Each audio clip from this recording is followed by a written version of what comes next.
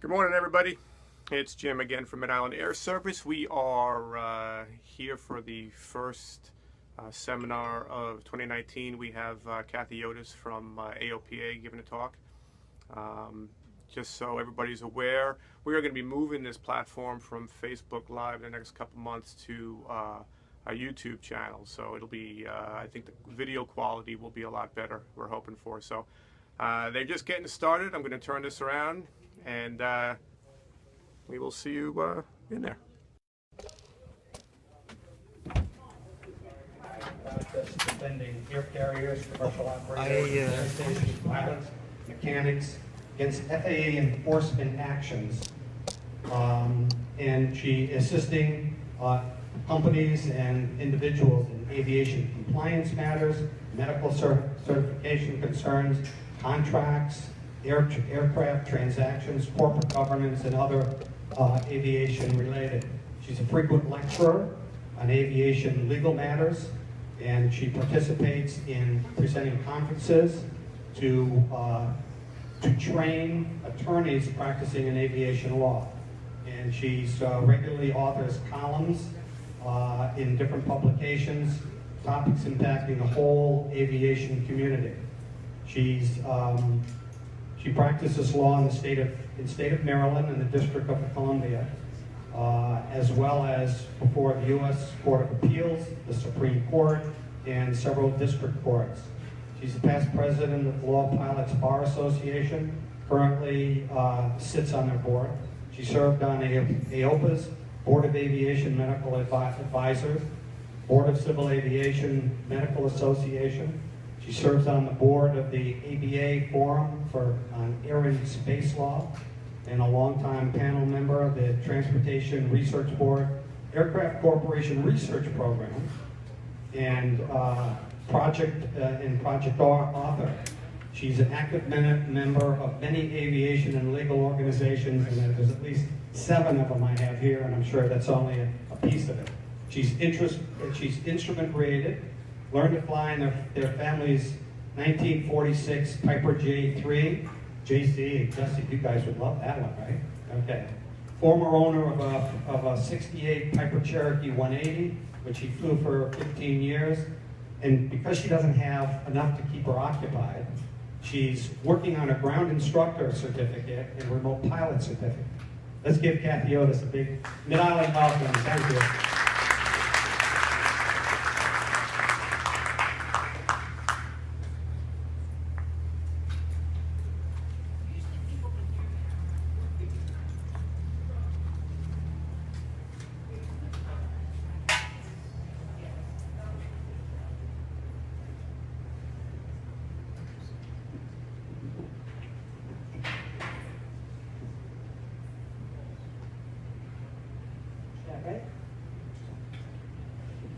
Okay. Oh gosh, it's way too loud.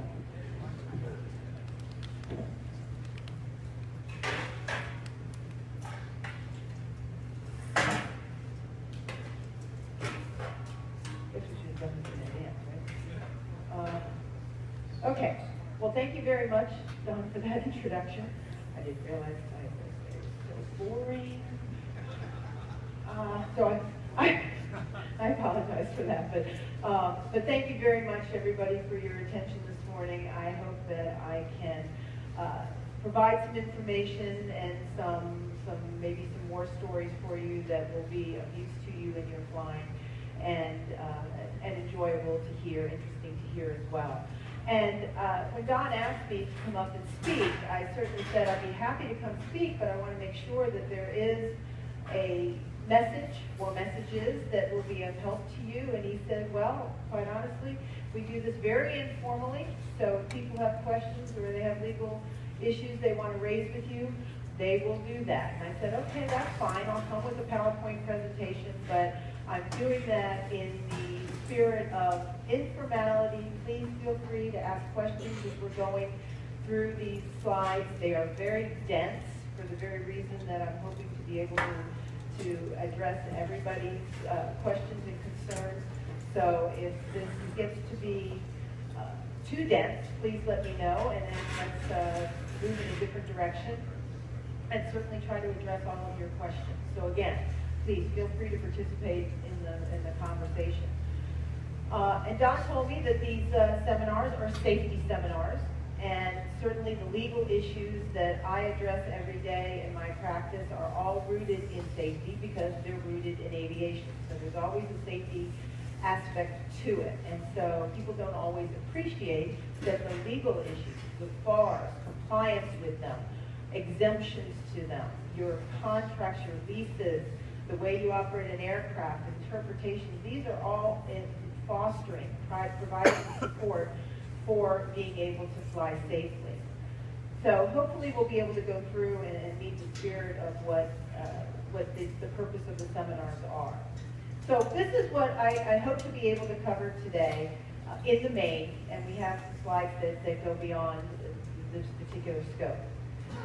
Talk about the FAA investigative process and the potential outcomes and strategies along the way and the steps of a legal enforcement action. They're rare. The FAA come a knocking is not something that happens every day, but when it does happen, it can be intense, it can be overwhelming, and I've talked to pilots and mechanics and even companies that are certificated every day with, well, I didn't know this was going to happen. I didn't know what to do. What does this mean when the inspector says this? And it's because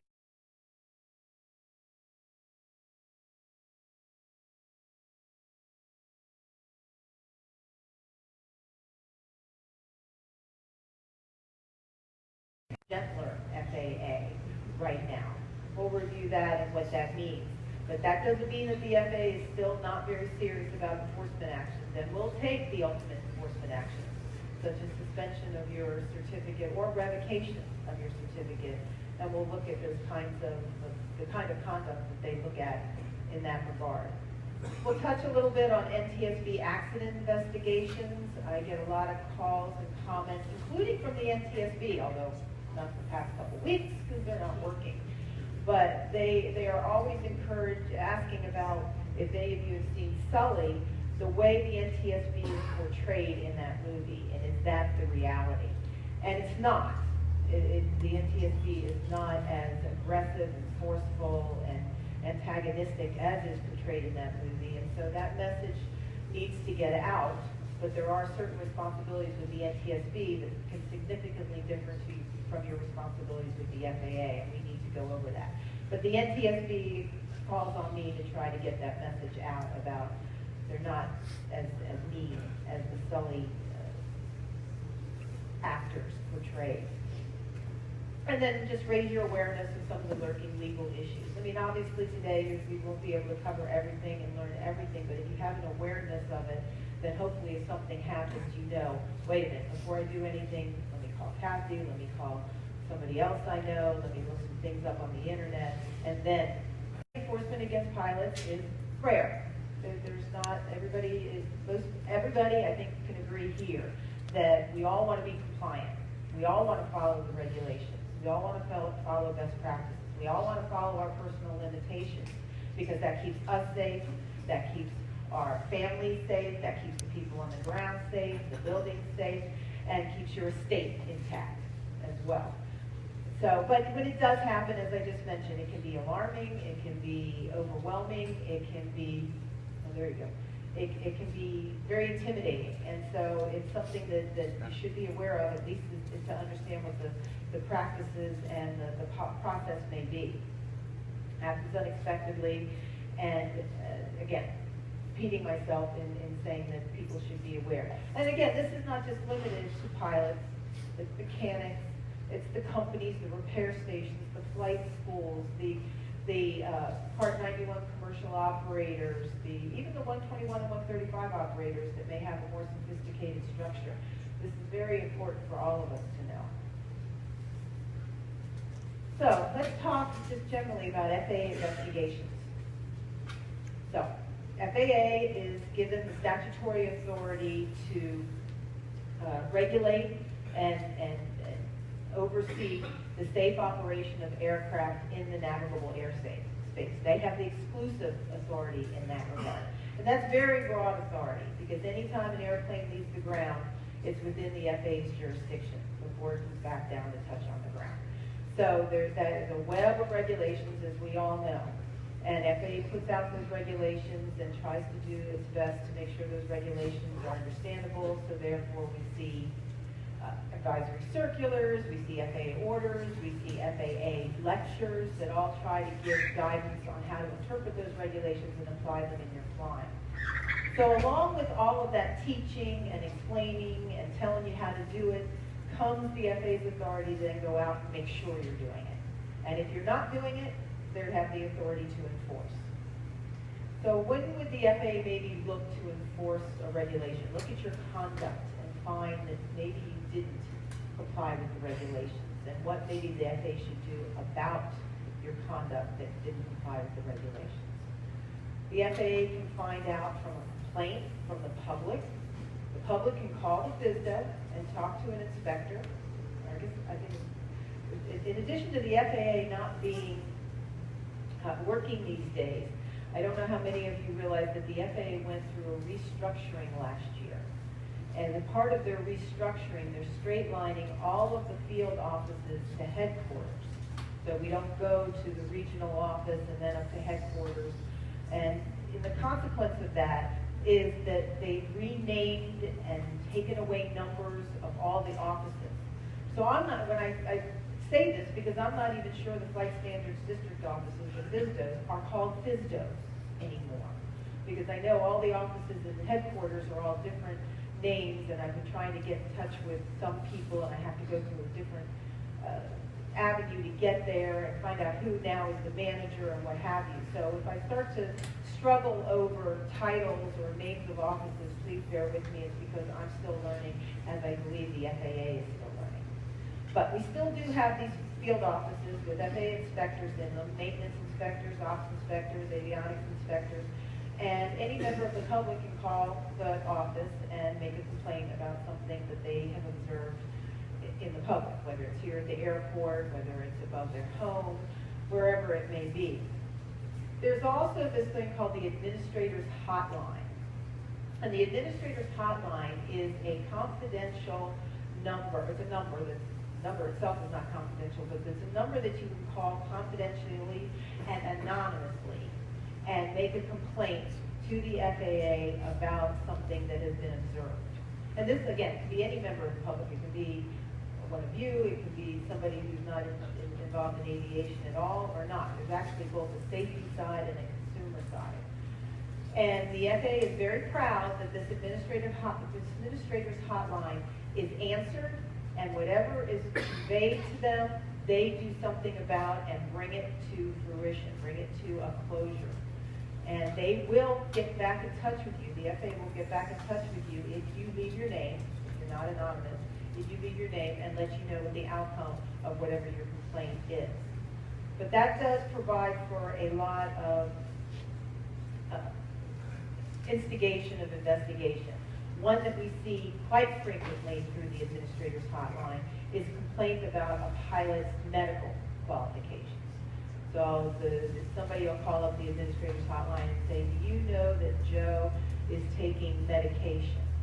Do you know that Fred is an alcoholic or is depressed all the time, or that it has been hiding something?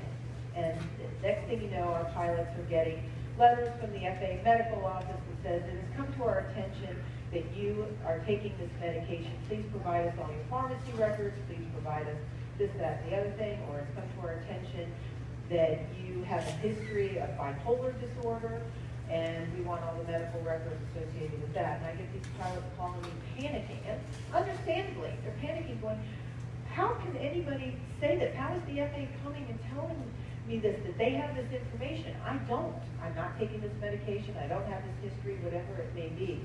And we talk through it, and nothing stops somebody from calling the FAA, saying something, and let's put ourselves in the FAA's position for a minute. They're getting this information, which, if true, is fairly alarming. So they have to do something about it. They can't not do anything about it. So let's calm down a minute. Let's calm down a minute and say, okay, what can we do in response? So let's take that example. Somebody says, you get a letter from the FAA that says, we received information that you have a history of bipolar disorder. We could talk about maybe where it's coming from. Maybe there's a disgruntled spouse, or an ex-girlfriend, or maybe even somebody, your competitors, trying to undermine you. Let's figure that out and let's put that aside, because wherever it's coming from is not a basis for the FAA not to make the inquiry. But let's respond with, "Dear FAA, thank you very much for your letter. I'm happy to participate in any questions that you have for me and to make sure that I can demonstrate to you my medical qualifications." We write these letters in the event somebody else sees them. So I'm always going to phrase them in a very professional, even-tempered manner that talks about how compliant and safe and attentive I am to detail pilot is. And so you want to put that up front. And then say, "Please understand that maybe you got this information from blah, and I apologize for the inconvenience, but I do not have a history of bipolar disorder. I've never had any sort of mental condition, and therefore I don't have any medical records to provide to you. I trust this satisfies your complaint." And it usually does. It usually is the end of it. And the FAA says, "Thank you very much." But they have to resolve it. There are circumstances where somebody does get a letter like that talking about some medications that they are on, and it turns out to make sure that they get the information they need to continue to show the medical qualifications, but avoid what would be an accusation by the FAA of intentional falsification. That is a biggie for the FAA. If anybody writes something down on an application, falsified a required record or a required form, and the sanction for that is nothing else but emergency revocation of your certificates, all of them. So we want to make sure to be very careful to avoid any sort of intentional falsification. And it could be, to us it might be a mistake. "Oh, I just didn't remember that," or "Oh, I didn't think it was important," or some other reasonable explanation that might be accepted in any other context. But before the FAA is going to say, "If you knew it, and you still wrote down no answer, or you knew it, and you still wrote it down without including that piece of information, omission," and the FAA will go to the emergency revocation. Get your certificates back after 12 months if you want to reapply, but you do lose your certificates on an emergency basis. So we want to be careful about that.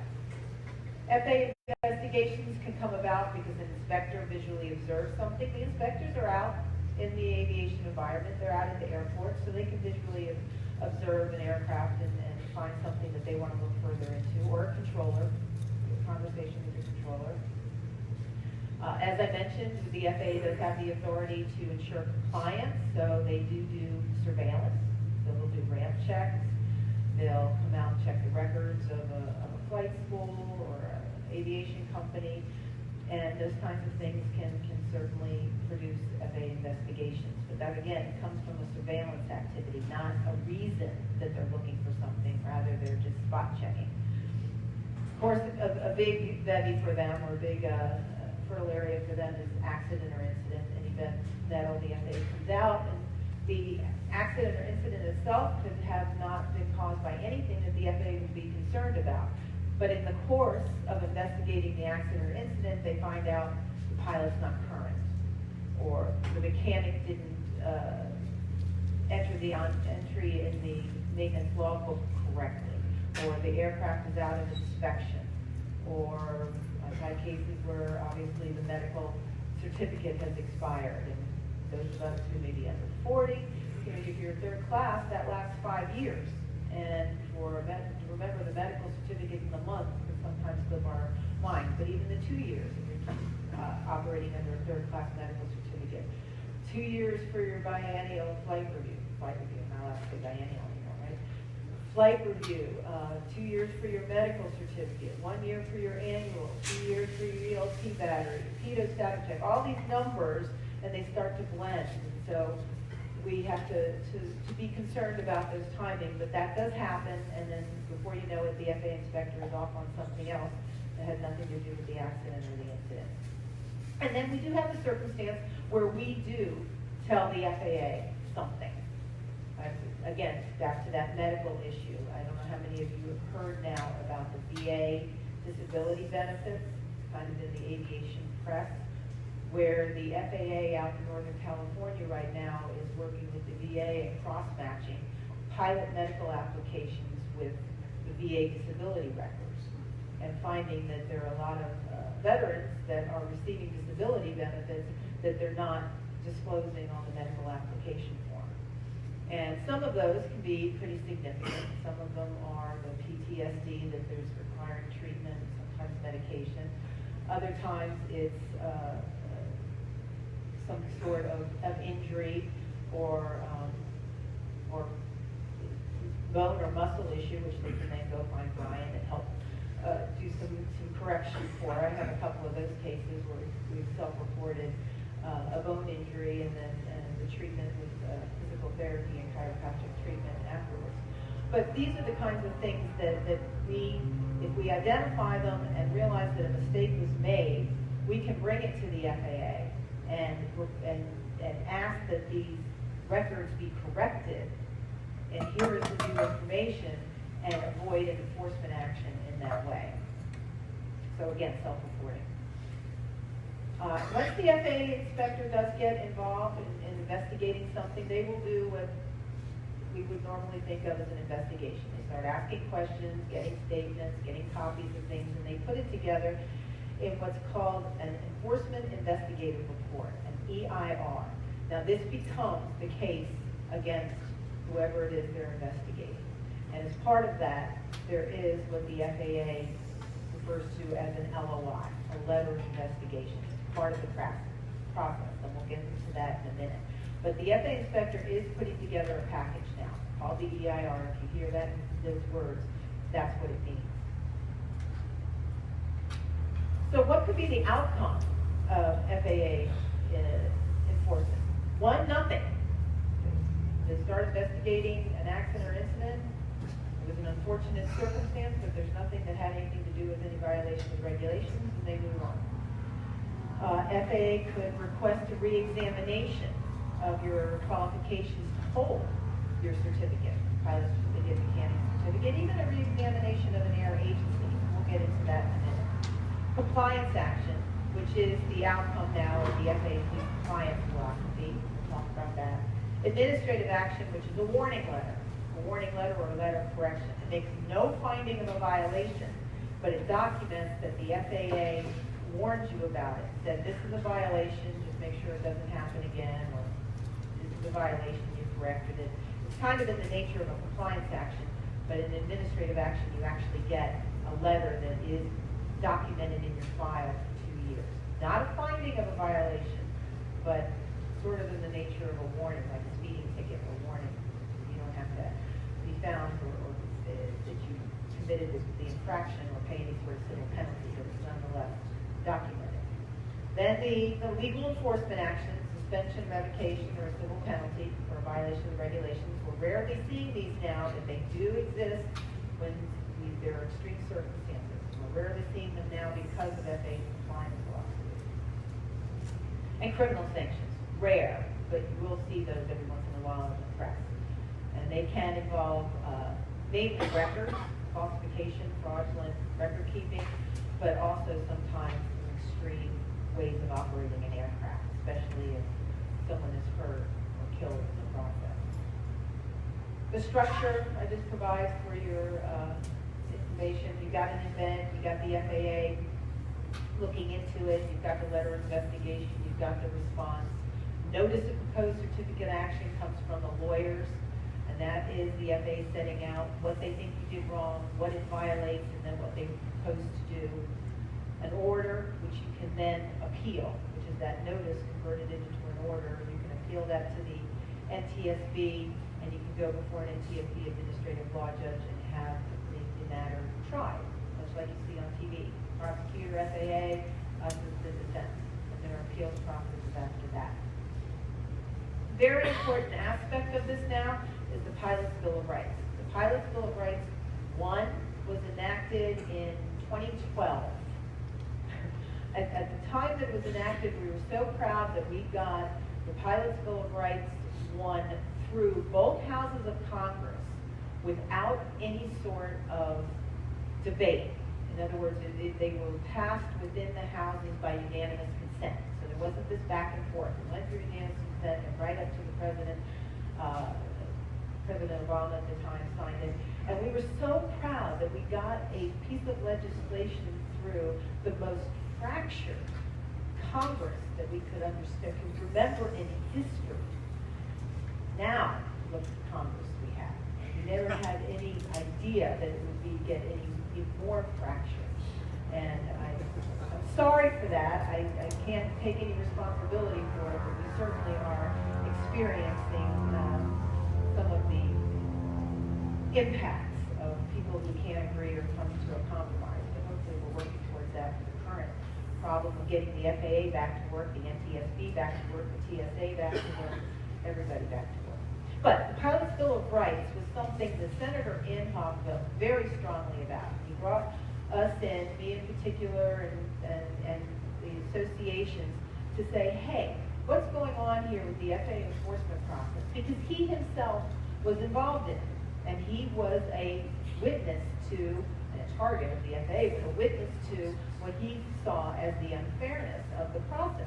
And we said, yeah, exactly. That's what we've been complaining about for years, but no one's been listening. And now we have a senator who experienced it, right or wrong, and how he operated the aircraft. That was not material to the issue of their unfairnesses in a process that should be fair. This isn't about winning, our side winning.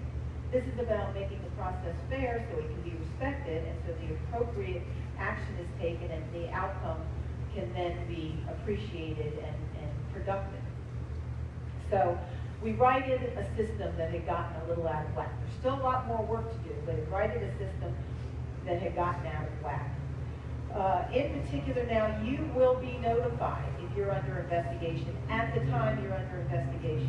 We were continually hearing that inspectors were investigating things, telling people, don't worry about it. I just want to hear your side of things. Just tell me what your side of things. What did you do? Give up all your side of things. And what did the inspector do? Write down what he thought he heard you say. It may not have been what you actually said, but he wrote down what you said, what he heard. And you wrote it down, and that was then used against you in the enforcement case. And you had no idea that this was going in that direction. Now the inspector has to tell you that.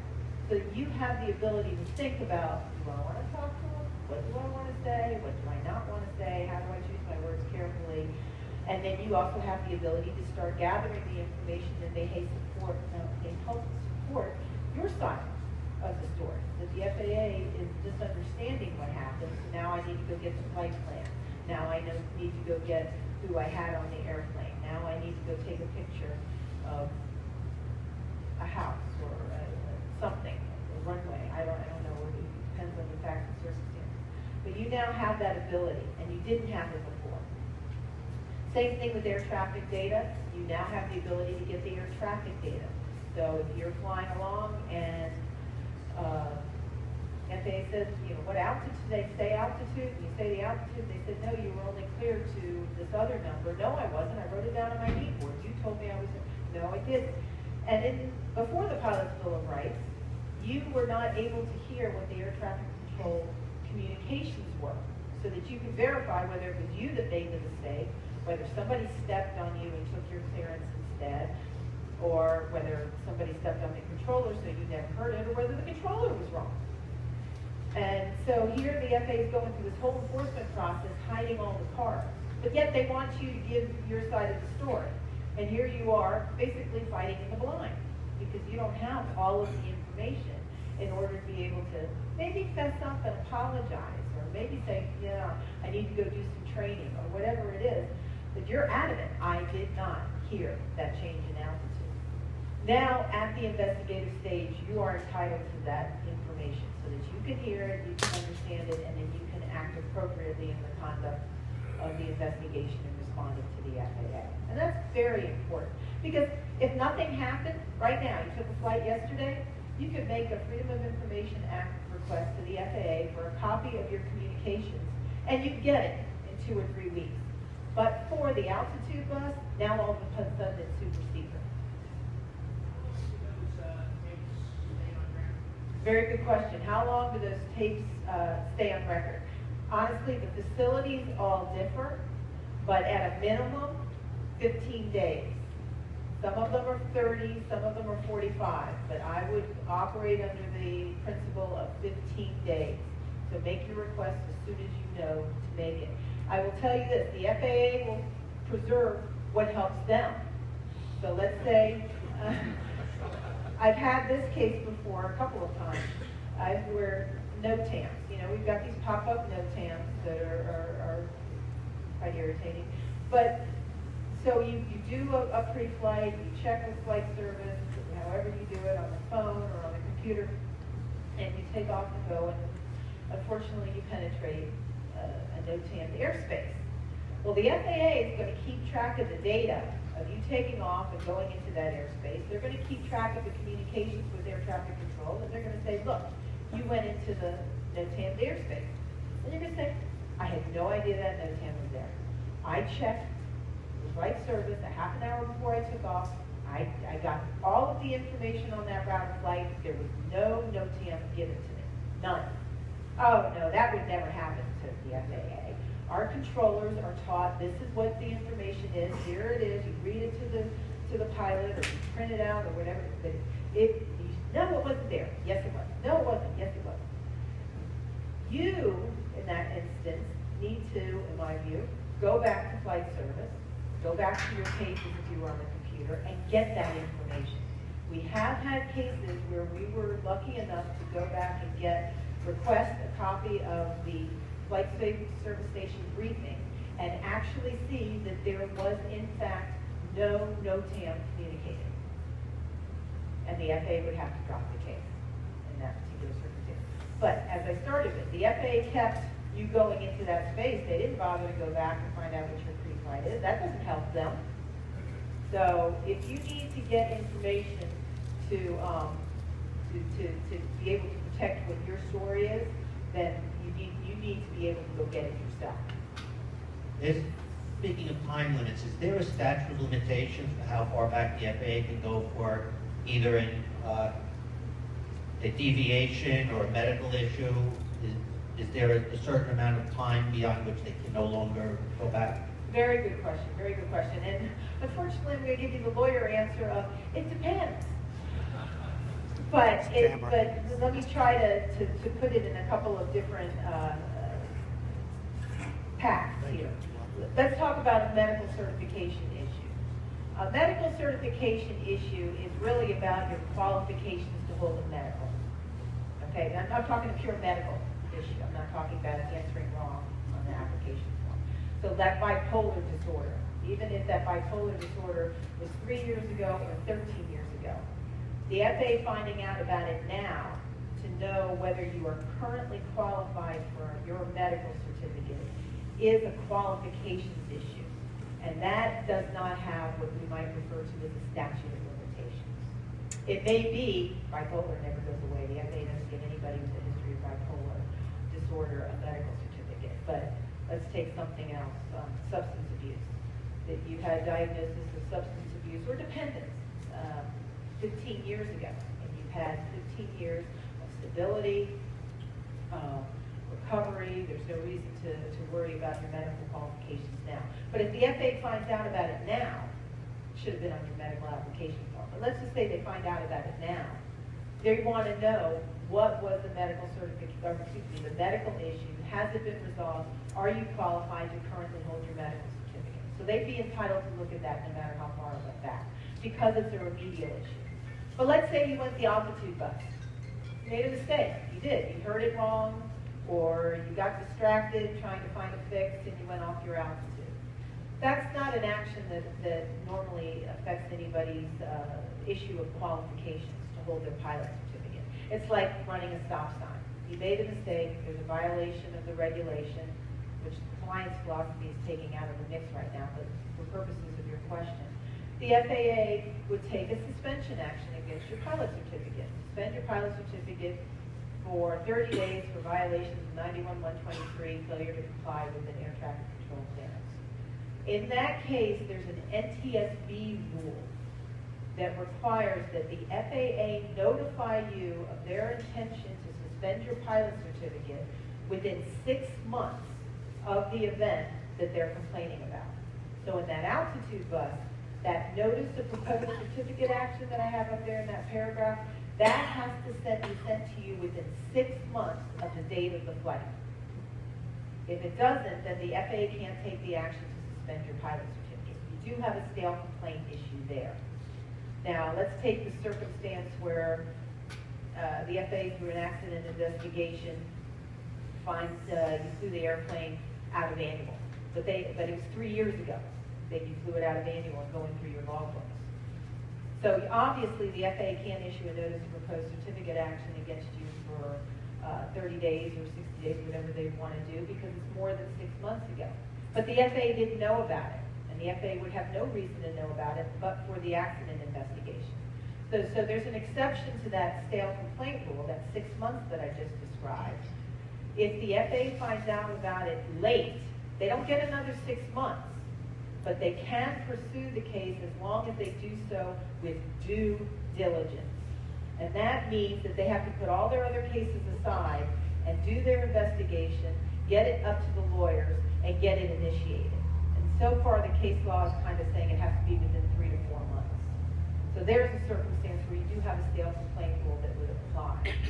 Let's move over to where there's conduct that the FAA would find warrants revocation of your pilot certificate. Now, revocation of your pilot certificate is a remedial action, meaning the remedy of taking your certificate is because you're not qualified to hold it. Otherwise, revocation is never an appropriate sanction. It can't be punitive. It has to be remedial because you're not qualified to hold your certificate. There is no statute of limitations on that either. So we have cases where the FAA may find out about an intentional falsification that occurred 3 years ago, 7 years ago. The FAA is known to take those cases now. You've been flying for 3 years, 7 years, not a problem. Everybody says you're a great pilot, but whatever it is that the FAA saw that long ago that they just found out about now, they may take revocation action against your certificate because the conduct warrants it, even though it's dated, and there's nothing that precludes them from taking their action. Now, there is one other footnote here. It's called the doctrine of laches. Laches is a legal term that refers to an equitable prevention of a prosecution of a case. And that means that if there's been a delay in the prosecution of a case that has resulted in your inability to fairly defend yourself, loss of witnesses, loss of documentation, something that actually prejudices you, mounting a defense, that can be a bar to an enforcement action. All of them. The medical issue, the suspension issue, or the revocation issue, that equitable philosophy or theory can help bar a case. And that's kind of your last bastion of a timing that will prevent the FAA from taking a case. Does that help? It does. Just, you had mentioned that if somebody omits something on the medical unintentionally, the FAA will assume it's intentional. And they go back 5, 10 years on that. Mm-hmm. They will. And they will revoke if they find out about that. I had a case a couple of years ago. Well, it's not actually on point with what you're talking about. But this was a case where an airman had been answering no to taking medication for a number of years. And he went in let's just make a date, January of 2015, and applied for a medical certificate. And the AME, pet peeve of mine, but the AME went in and consulted group records, group medical, they're on these practice groups now, and found that he had been prescribed this medication by someone in a completely different part of the practice, and questioned the pilot about it. Well, that led to notifying the FAAs on the medication. So the medical office started looking at everything and find that there were these applications in the previous years that had not disclosed this information. Well, meanwhile, the FAA medical office is asking for the medical records to identify what it is that's the condition, why the medication, and putting the airman through, it was 1 year and 9 months. It was like September of the following year that the FAA said, okay, we've gone through everything, we think you're qualified, but we have to send the file up to the legal office. And in March of the following year, the FAA sent a letter of investigation to the pilot. We're talking 2 years and 2 months later that the FAA says, we want to hear from you as to why you didn't put down this information. And then that summer, he doesn't have a medical certificate, so there's no emergency. That summer, they issued notice of proposed revocation against the pilot. So this was 2.5 years later, 3 years by the time we got it resolved, that the FAA was looking back on something that they had known about for all of those years and that had been dating back to revoke the pilot certificate. So they will look back and they won't apologize for it. Was it a medication that would be disqualifying, or just? What? No, there are certain medications you can't take. Had you've been taking one of Really? those? Where does that say that? Now we're going to get into a law school AOPA question. has a list. AOPA has a list, FAA does not. FAA does not have a list of medications that you are prohibited from taking to be disqualified from flying an aircraft. Now, we worked it out that AOPA and FAA kind of published this informal list. But there are medications, including Zoloft and Prozac, the SSRIs, that the FAA takes the position that you're not qualified to fly. But we've got a lot of the people on the medical community that are saying these are not medications that in and of themselves should be disqualifying. That's just one example. So the FAA's regulations say no medication that makes you unsafe to fly. So you have to identify what the medication is that would make you unsafe to fly. But let's take it's not even a prescribed medication. Let's just take Benadryl. The FAA takes the position that any pilot who's taking Benadryl is not medically qualified to fly. And for those of us with kids, that give our kids Benadryl and see what happens to the kids, they fall asleep. It kind of makes sense. You don't want to fly with a medication that's going to have that kind of impact on you. But there's no regulatory section that says no person may fly with Benadryl. But there is a regulation, let's make it clear, there is a regulation 6153 that says no person may operate an aircraft as pilot in command with a condition that makes them disqualified under Part 67, which there are specifically disqualifying conditions in Part 67, or would make them unfit to fly. So let's use flu. You get the flu, you're feeling pretty bad. So the chances of you flying are probably pretty small anyway. But if you did go flying, I think there's an argument you're violating 6153. It's nothing that goes on your medical application form, but it's a medical condition. And then you go to the other side of the spectrum. I'm taking Ritalin for ADHD. Well, if you haven't told the FAA that, and you haven't worked through the medical certification process to find them qualified, the FAA's got a pretty good argument under 6153. Yeah, in regards to the medication, well anyway, in regards to the medication, suppose I wrenched my knee and I just needed something for a couple of days. Am I now required to tell the FAA that I took hydrocodone or Benadryl, something like that, only for a couple of days? Very good question. And the question has to do with limited use of a medication that might otherwise be something that the FAA would be concerned about. The question on the medical application form, again, another pet peeve of mine, is this form has not been changed. I think I'm the only one on the planet that has the series of medical application forms dating back to A. I don't know if you all remember, but they had A, then they went BB, then they went CC, DD, and all the way through. The FAA doesn't even have it. I think I'm the only one. That medical application form dating back to 58 has not been materially changed to date, and it needs to. One of the questions under medical history, stomach trouble. What does stomach trouble mean? I don't know what stomach trouble. I have stomach aches. Is that stomach? Have you now or ever in your life had stomach trouble? Yeah.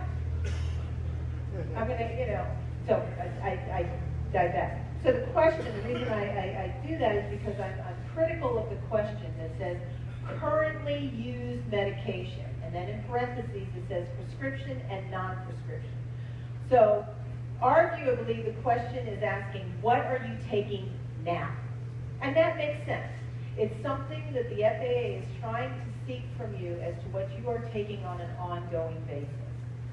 So if you get your medical in January, in July you wrench your knee and you go to the doctor and he gives you some codeine or other pain medication which you take for a couple of days, even a couple of weeks if you need it, and then you don't go in for a medical until 2 Januaries after, because you have a third-class medical certificate.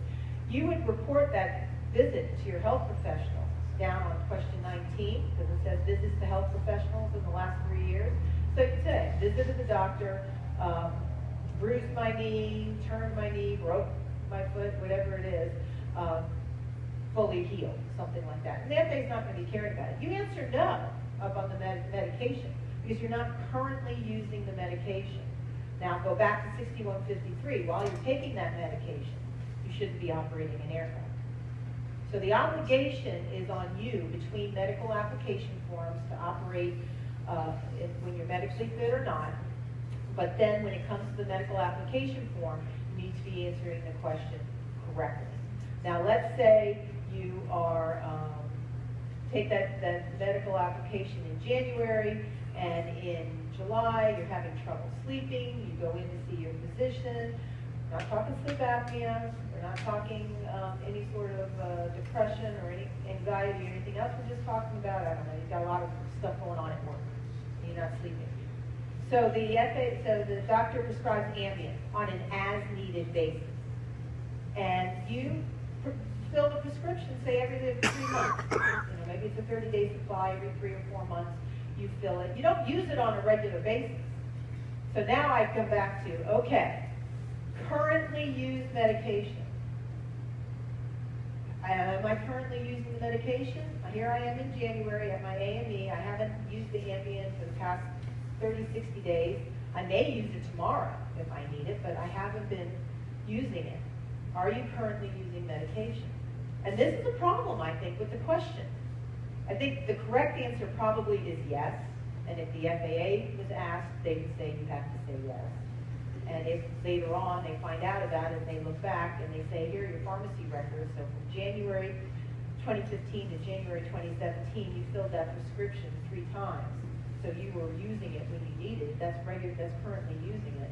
They may want to take action against you. So I maintain, look, it's not about not giving the FAA this information on medical application forms. I argue that the medical application form shouldn't be a gotcha for the pilot. If you want to know what medications I'm taking, then ask the question. If you want to know if I had an ulcer, ask the question. If you want to know if I have whatever it is, have you taken any medications in the last 90 days? That's a much simpler question than currently used medication, prescription, non-prescription. I had a case a few years ago. My pilot went in for a sleep study, and his wife, he was an airline pilot. I think he worked for one of the cargo operators. So he was always gone, and he would end up, because of his cargo international, he would end up on the backside of the clock. And so what his wife was doing was putting together some herbal medications for him to take when he was going. Ginkgo biloba, St. John's wort, these kinds of things. And so when he went in for the sleep study, his wife gave him the list of what she put together for him so that he would take it, he would have, and he would get up in the morning and shake. And so the sleep study turned out fine, but the FAA found he had a sleep study, so they wanted the sleep study. They went and got the sleep study, and in the course of getting the sleep study was this list of all these herbal medications that this pilot had been taking because his wife was giving them to him and to help with his attention and his feelings. I don't know what explanations we gave. The FAA issues a notice of proposed revocation for falsification of currently using medication, prescription and non-prescription. Argument being that these herbal medications have risen to a level of pretty much being just like medication. That was the FAA's argument. Therefore, you needed to have answered yes to that question, and you didn't, therefore it was intentional falsification. That was a very, very extreme application of that Again, if you want to know if somebody's taking an herbal medication, St. John's wort, Bicoblova, whatever all those other ones are out there, ask the question. But I don't think anyone in here, maybe I'm wrong, but I don't think anyone in here would think that taking something from GNC to help you feel better is going to be something you would answer as a medication. The FAA dropped the case, by the way. Because of the sleep study. So the sleep study he was asking me how the FAA found out about it. He went in, I can't remember now why he went in for the sleep study in the first place, but when he went and applied for a medical certificate, he visits the health professionals, he said he went and had the sleep study, so they asked for a copy of the sleep study, which was fine, and it wouldn't have resulted in anything more, but for them now looking at the records and finding other information lurking in those records. Which, by the way, if FAA ever asks you for medical records, make sure you look at them first before sending them to the FAA. Never sign a release that allows the FAA to go get them themselves. You go get the medical records. You want to be able to look at them first and know what's in them before you send them into the FAA, number one. Number two, only give the FAA what they have asked for. So if they ask for the records related to your bum knee, and you go to the hospital where you had it reconstructed, and the hospital gives you the medical records that talk about your bum knee and your car accident and this and the other thing in your history, you're only giving them the medical records related to your bum knee. Don't take that whole package and send it off to the FAA because they're likely to find something. Unintentionally by you, but they'll look at it, and they'll find something, and they can make a mountain out of a molehill. Hello? This is a question going back to what you talked about before, actually, in terms of ATC communication and if you violate something. And there's a 15-day, they keep the transfer tape for 15 days, but on live ATC and lots of other sites, or even on your own video, you can have that for longer. Now, what is the rule of discovery on that? Can you use that defense, or can they use that against you if it's out there? If it's out, oh yeah. So you're using the circumstance where maybe the FAA didn't find out about it, even though it's air traffic, so FAA found out about it. So let's say they didn't preserve it, but then they come and they get it on live ATC afterwards? Well, it's actually opposite. If they preserve it, but then they come out to you and you have evidence that's after the 15 days, can you use that, or Yes. is that not admissible? No, it's admissible. It's fine. As long as you can, part of the Pilot's Bill of Rights now applies the federal rules of evidence in these proceedings that you would go through to the NTSB. So that's kind of the marker. Right now, if we're talking to the FAA about a case, it's about what can you prove, what can we prove, can we settle this matter, either with you withdrawing it or something in the middle without going to trial. So we look at what happens in going to trial. FAA, can you prove your case under the federal rules of evidence? Before this, before the federal rules of evidence, the FAA would put the inspector up on the stand and say, oh yeah, I went and I talked to this person, and I went and I got this piece of paper here, and I did this, and this all concludes that the airman violated the regulations. And that was permissible for the FAA to prove its case. They didn't have to bring in the person that the inspector talked to. They didn't have to show where that record came from. They could just say, this was the inspector who's very objective, not biased in any way. And most of them are. Let's put that out on the table. The FAA inspectors have a job to do, and many of them do it in a respectful and appropriate manner. But there are some inspectors that will come to a case biased, and maybe with their own personal agenda associated with it, and that's got to be explored and uncovered as well. But now what the FAA has to do is they have to bring in that person. That's hearsay. They have to bring in that person. They have to bring in somebody to support that that record is a required record. It is what it purports to be. It's the signature of the person who made that record, whatever it is. That same onus is going to be on you as a result. So if you find something after the 15 days that's in air traffic, recording, you will have to be able to bring that into the case, showing where it came from and that it's a reliable representation of the actual communications. So the FAA would bring in the air traffic controller and the quality control person who downloaded the tape and converted it into a format to be heard, and then they transcribed it. They have that obligation. You would do the same as saying, I brought this from Live ATC. Live ATC has this contract with FAA. They report whatever it is that you have to prove the reliability of the record that you have. But absolutely, any evidence you can find, you can bring it in, comply with the Federal Rules of Evidence, you're allowed to use it. So the follow-up to that would be if you videotape your flights, and you have, obviously, there's an advantage to videotaping flights because you have ongoing evidence if there's an enforcement thing. If there's an issue, is the FAA entitled to the full raw, uncut video as opposed to edited video, and what's the rules on that? Well, now you're getting into the subpoena authority during the FAA investigation, I think, because if I were you, first of all, the FAA has to know about the video, and then they have to say, provide it. Now, from a regulatory standpoint, unless you're required by some OPSPEC or something else going on in your operations, that's not something you're required to keep or have. So it's not like your pilot certificate. The FAA inspector asks you to present your pilot certificate or present your logbook. There's a regulatory responsibility that you must do that. It doesn't apply to this video. But now let's say the FAA finds out about it. You say, no, that's my personal video. I'm using it for learning and training.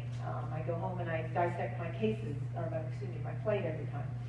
I'm not giving it to you, it's personal. And then if the FAA really wants it, they're going to go to the lawyers, and they're going to have the lawyers issue an administrative subpoena, and at that point in time, you're going to be in a position to be able to object to the subpoena. Maybe the subpoena in and of itself is not enforceable. So if you're objecting to it, what the FAA has to do is they have to go to the U.S. District Attorney, Department of Justice, they have to enforce it in court, and then you're before a judge saying, I'm not giving it to him, and the judge saying, FAA, why do you want it? And he makes a discovery order on that as to what should be disclosed.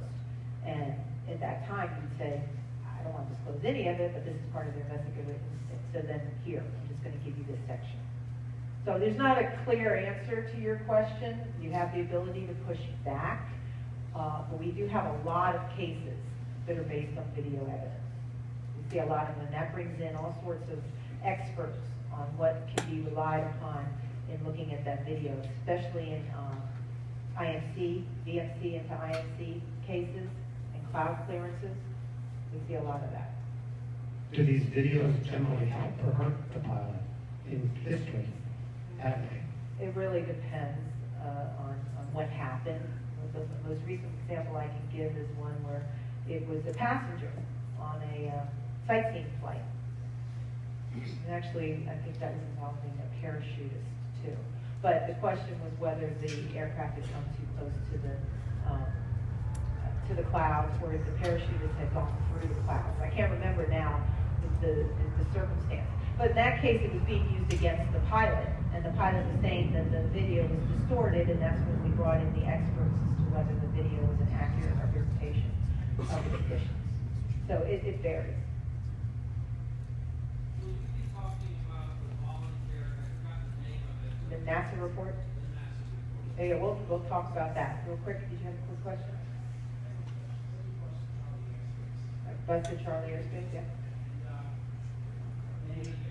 And you do a lot of these WINS programs and a lot of these seminars and it's a little white certificate. Does that have an impact when you say you get both on the drug on this? Does that have an impact that they say, okay, this guy does a lot of seminars and he tries? Does that have an impact on her decision? Excellent question. Did I put you there to ask that question at this particular moment? Because that segues into our compliance philosophy. So this compliance philosophy was announced by the administrator 2 years ago, almost 3 years ago now, for the purpose of having productive dialogue and review of circumstances such as busting Class DB airspace or inappropriate pre-flight or missed the call or anything like that. That instead of there being this antagonistic view and this enforcement action where you're kind of butting heads, and I'm not going to tell you, but you have to tell me, and we're not getting anywhere, and the consequence is then we just suspend. Here's a pilot that just busted Charlie airspace, probably because of a lack of proficiency or a mistake or needed to learn a lesson or something, and you've just taken them out of the air for another 30 days. So then you put a pilot back on that 31st day who was already probably not proficient and now is even more not proficient. So John Duncan, who's now the head of Flight Standards, was a big proponent of this compliance philosophy where we need to have dialogue, we need to work through this, we need to have a fix in place for those things that are simple mistakes, misunderstandings, whatever they are, so that enforcement action is not taken. And it's in the nature of what's called just culture. Just culture is a phenomenon, if that's the right word, that's used heavily in the medical field, in the medical industry, that is supposed to allow people who are in the middle of whatever they're doing, treating patients, and see something that's done wrong, being able to bring that up to the attention of the managers to correct it, because there's a lot at stake, obviously, in the medical industry. Somebody gets the wrong medication, that can kill them, that can make them sicker, those kinds of things. And so this just culture policy that was in the medical field, John Duncan wanted to bring over into the aviation field, which he was successful finally in doing it. So this is an informal way for the FAA to now resolve these kinds of cases that are unintentional. Conduct that I have there that's an unintentional deviation or non-compliance. It was a mistake. It was a lack of proficiency. Flawed procedure. Maybe your pre-flight checklist is missing an item. Misunderstanding, diminished skills, anything in that nature of unintentional, but not serious, not repetitive, not systemic. And the kinds of things that can then help to remedy that. And so those kinds of things that you're talking about, the WINGS programs, your participation before, your participation after, your conversation with the inspector about how you intend to go take another course, or you have taken another course, and you want to fix what you did so you don't bust the Class C airspace again. This is a perfect action that would be following under the compliance philosophy and would result in that conversation occurring and that ending the matter. So what we see is that if you're involved in one of these kinds of circumstances, you want to conduct yourself in a way to show, and this is very important, that you are willing and able to comply with the regulations. So whatever occurred has nothing to do with your inability to operate your aircraft in compliance with the regulations. You remain qualified. So you're willing and able to comply with the regulations. And that's usually what we'll put. I'll help an airman start incorporating those words into his vocabulary, or when we're writing to the inspector, we're incorporating those words into the writing, and that gives the FAA the cover they need. If you don't want to talk to the inspector, that's not a basis for the FAA not to look at the action under a compliance action. It makes it more difficult for the FAA to know whether you're willing and able to comply, and to know whether it was a mistake or not. But the FAA can't discount you out of compliance philosophy simply because you won't talk to the inspector. And this is why we kind of have that bullet there about legal advice that we want to make sure that you're involved in. So if I'm talking to a pilot or mechanic, and compliance philosophy applies across all the FAA's programs. So flight standards, security, medical, to the extent that whatever is going on can fall within the compliance philosophy, it applies to all of them. Some offices are a little more on board than others. Did you have a quick question? Your slides are excellent. Is there any possibility of getting a copy of the slides? Well, I can work with Don about making those available, or you can come get a card from me, and I'd be happy to send me an email, and I'd be happy to send you a PDF version. Sure. Okay, so, and anybody, or maybe Don, I don't know if there's something that you can help distribute for them.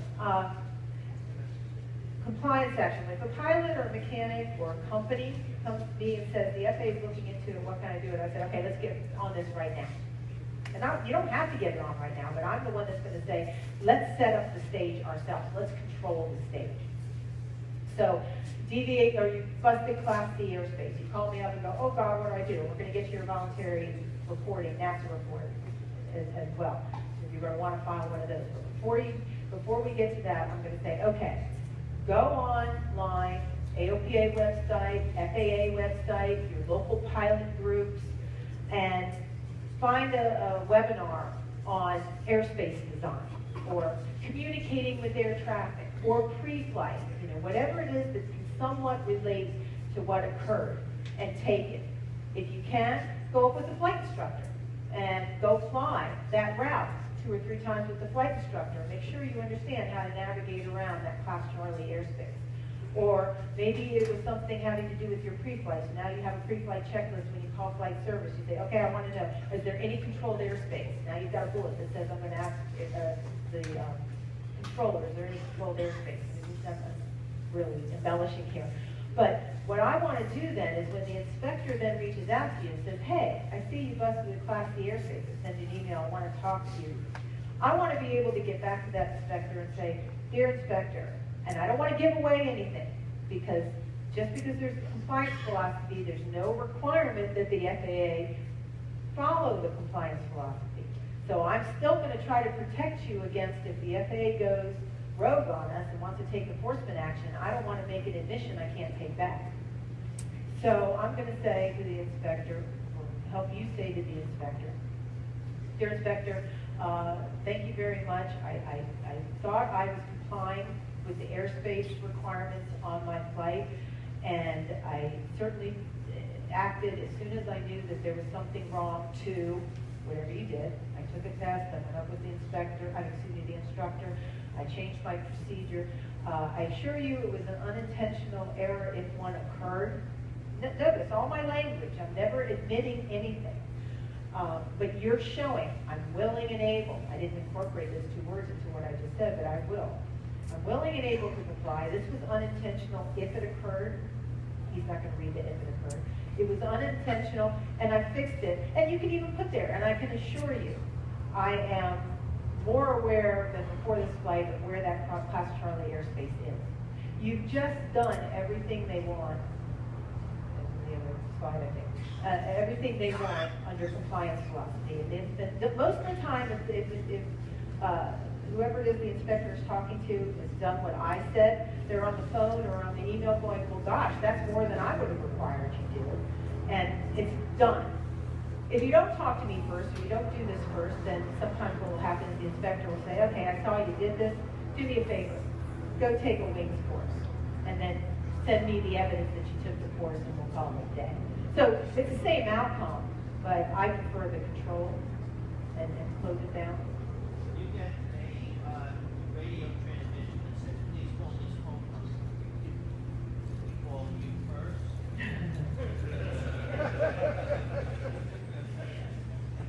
Okay, the lawyer answered again. The question was, if you get that, please, possible pilot deviation, please call tower upon landing, advise when ready, copy number. Yeah, well, sometimes they say that, so you just call the tower. Okay, whatever version you receive, it depends. It really depends on what occurred. Now, let's start with the legal answer. There is no legal obligation for you to make that call. There's nothing that requires you do it.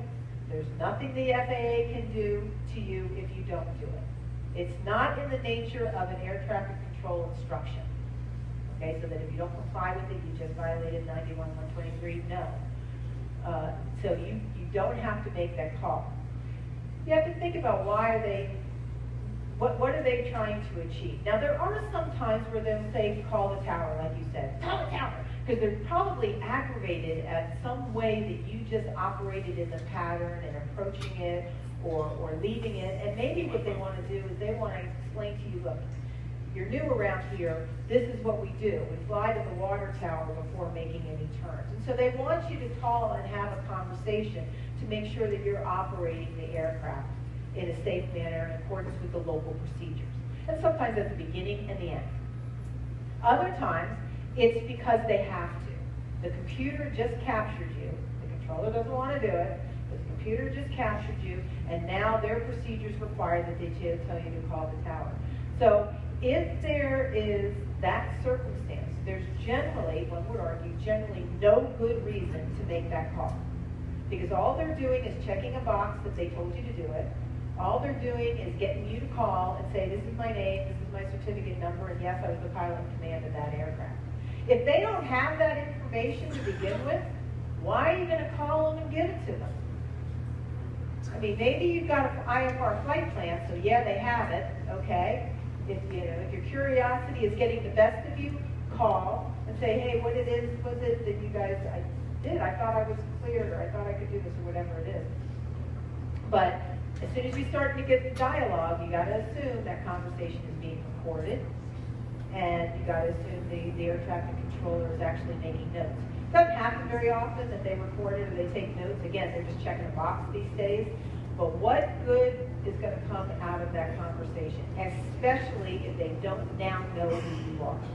You've just given them the evidence that they can use against you, that you were the pilot in command, and the case is gonna come against you.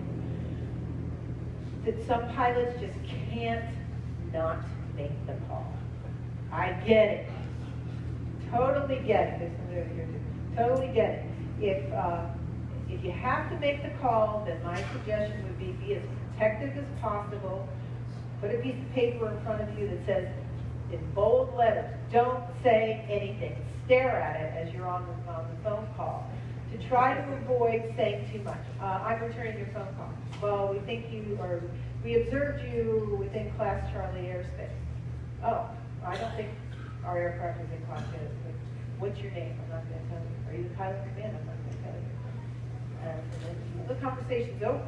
Again, there's nothing legally wrong with you doing that, but if you need to make the phone call to see if it's maybe one of those things, hey, make sure you go to the tower before you exit the pattern, then fine, you will have achieved that. But generally, if it's a deviation that's going over the flight standards, air traffic control doesn't have the leeway that they used to have.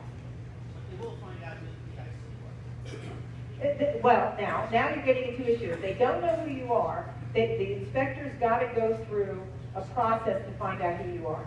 So they've got to get the N number. Maybe they don't have the N number. They got to go find the N number. Then they got to look the N number on the aircraft registry, find out who's that aircraft registered to. If it's rented, they'll go to the flight school and say, who has this airplane on that particular day? And they can get to you, or if it's you own it, they're going to come to you. But if they can't prove to you to be PIC, or if they don't want to go through that maze, then they may not find you and may not take action. And if they can't prove you a PIC, remember the FAA still has authority to go against the owner of the aircraft.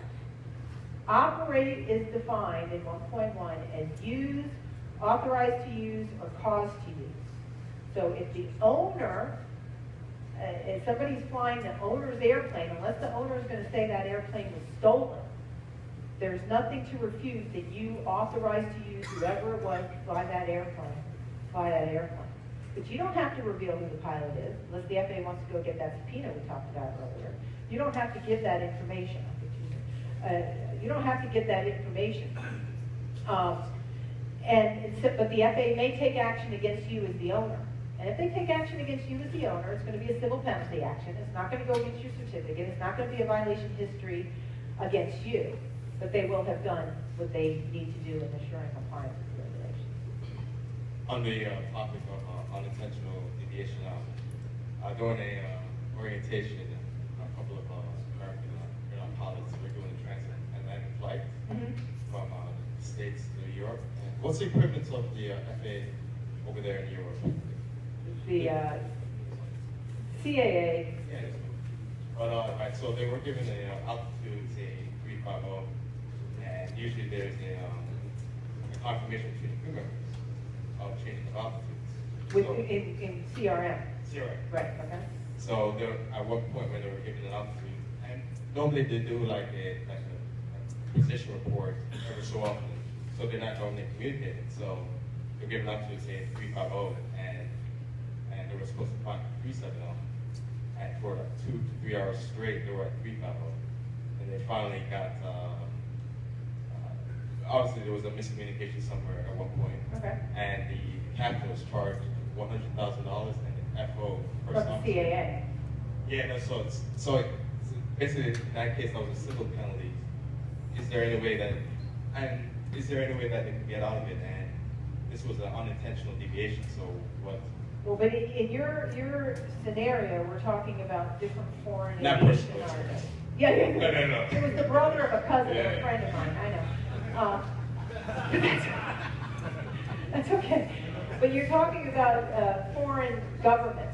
And so the CAA in that scenario doesn't have any authority, it doesn't follow FAA compliance philosophy necessarily. Maybe they do, I don't know what their philosophies are. And they don't have any authority over your pilot certificate, your friend's cousin's brother, but they don't have any authority over your certificate. So they can do their enforcement action as appropriate within their authority. And their jurisdiction, if you refuse to pay it, there's going to be jurisdictional issues on the legal side of things and on and on and on. So that's usually separate. Generally what we see is when something's done in a foreign country that's in violation of their regulations, it's usually in violation of our regulations too. The foreign country refers it to the U.S. and then the U.S. comes and finds you. And you do have a 91 regulation that says while in a foreign country operating a U.S. registered aircraft, you must comply with our regulations, FAA's regulations, to the extent that they don't conflict with the foreign regulations. So usually the FAA can get you if they want to. And in that circumstance, they probably apply the compliance clause. There's one question over here before I wanted to finish the slides. Yes. First of all, thank you very much for the presentation. You're welcome. In the current context, especially right now, we're able to fly around fairly anonymously, just squawking 1200. What's your opinion of the ramifications of us flyers when we transition to ADS-B?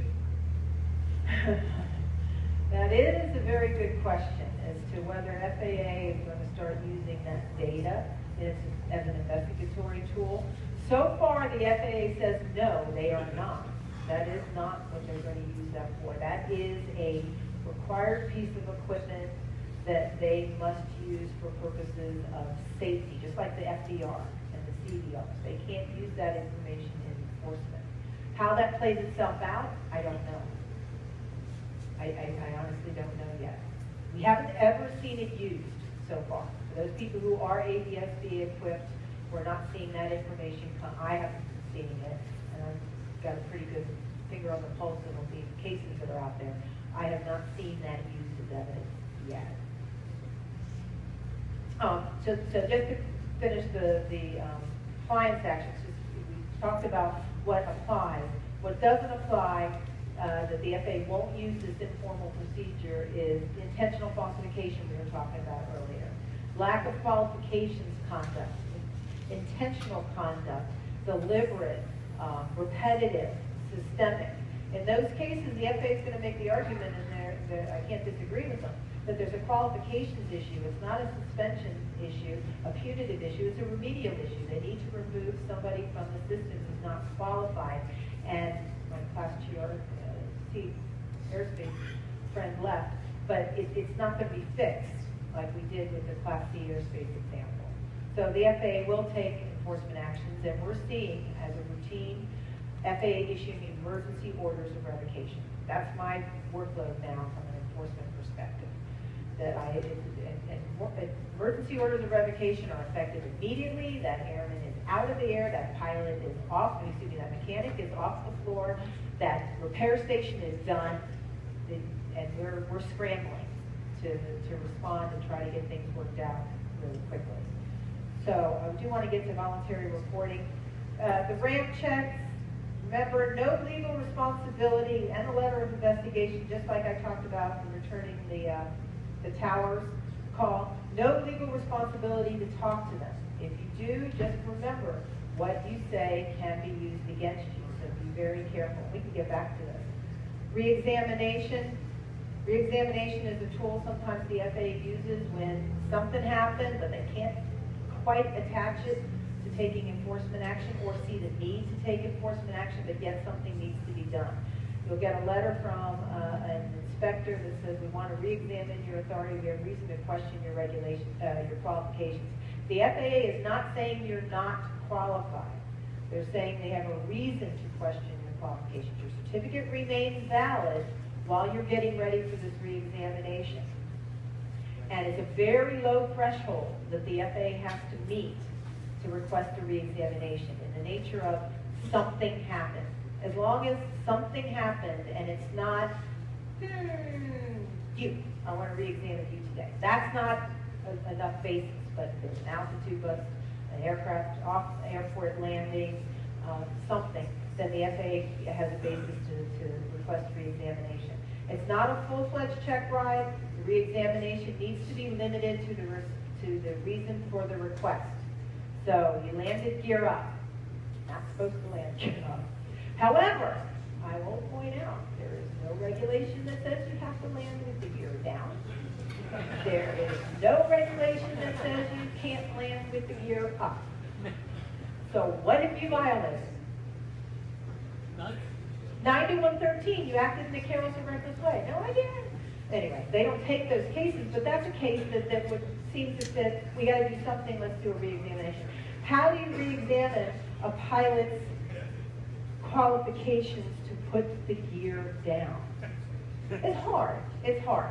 But that's an example where the reexamination isn't going to be about tracking a VOR or plotting a flight path. The reexamination is going to be about your pattern procedures, your approach checklist, you know, looking for 3 in the green before you commit to the landing, those kinds of things. And that would be the scope of the reexamination. And you can have it with the inspector who requests it, you can request another inspector, and you can request another FSDO if you feel like the inspector who's talking to you, it wouldn't be fair. Our recommendation to you is go out with an instructor and get some training and log it with the instructor. 2 reasons. One, you're about to undergo a check ride with an FAA inspector. I mean, it's not a full-blown one, but it's going to be something that now somebody, the FAA, is looking at how you're actually flying the airplane. So let's get proficient. Let's go out and practice. So you be ready to successfully accomplish it.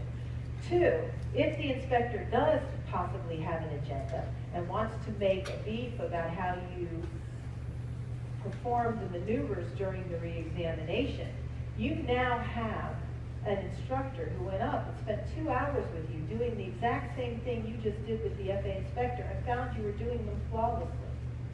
So you might be able to use that to show that the inspector may be overstating his or her impression of what you did during the maneuvers.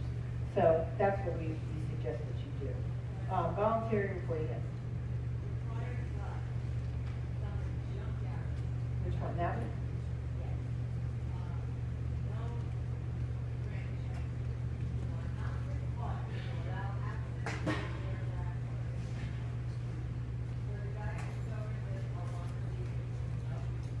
We're talking about the bullet referring to access to your aircraft and anyone else's aircraft. That's your property. There is no regulatory requirement for you to allow the FAA inspector onto your aircraft, into your hangar, or anybody else's. It's mechanics not allowing somebody, into your aircraft. No requirement. Now the FAA can go get a subpoena to have access to it. You do still have regulatory responsibilities. For example, you're required to have the airworthiness certificate and the registration certificate on board, so you better be prepared to present those. He's entitled, he or she, the inspector is entitled to know, especially if you just landed, that you were operating the aircraft in accordance with your certification requirements. But there's no right to board the aircraft. You can remove stuff to show compliance. Now, the part of the regulation, is it the airworthiness regulation? What was her question? I couldn't hear. It has to do with, you can remove stuff. JC from the doesn't aircraft. talk loud enough. I'm not going there. The question was about, can she remove stuff from the aircraft, just not allow the inspector in? And yes, you can remove stuff to show the airworthiness or the registration certificate, but isn't the airworthiness certificate that's required to be displayed so that the passengers can see it? So there may be some little angle there that the inspector can can look around, has the authority to look around the corner enough to see that that certificate is displayed for purposes of applying for the regulations, but they can't get in your airplane. I'm just wondering how you say no to an You say FAA no. inspector. The inspector can't get in that airplane. You just say no. I know it's intimidating because you got an FAA inspector. First of all, you want to make sure you know that that's an FAA inspector. So make sure he gives you his credentials so you can check that. And then he's going to ask you for your credentials and you're going to show him. But if the inspector says, I'd like to get on board your airplane, the inspector, with all due respect, no. And the inspector is not going to fight you. He should not fight you. Well, Now, at okay. this point in time, if it's getting antagonistic, make sure you have somebody else beside you. Go ahead. I'm sorry. I was just going to say having technically with these spiteful. We ran into a situation. It shouldn't have been a situation. So you have to, if you're dealing with a situation where you feel an inspector might be getting defensive or spiteful, or you're just uncomfortable with how he or she is acting, then my suggestion is don't get dragged down to that. Maintain your composure. Remember our conversations here. Maintain your composure. Be respectful. Be even-tempered. Make sure there's somebody else. If there's not somebody else with you, ask somebody to come over and observe what's going on. You want a witness because you know the FAA is going to write it down the way they view it. And when you come to say that's not what happened, who do you think is going to be believed? The inspector. So let's make sure that we have somebody else that's observing things. But you just be firm. And it's going to be hard because, again, you're in an intimidating situation. And like I said in one of my first slides, it comes about unexpectedly. Take a deep breath. Wait a minute. Nothing has to be done in 3.5 seconds. Take a minute and do your best to respond in a respectful way, a professional way, but a very firm way. And say, I know what the regulations are. If you want to be inside the airplane, I'd like to consult with counsel, people who can advise me. I understand you'll probably want to consult with your lawyers. Let's have a conversation tomorrow or the next day.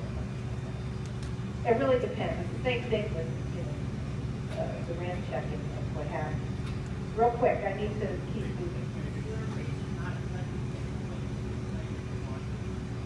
Is there a reason not to let them in the airplane?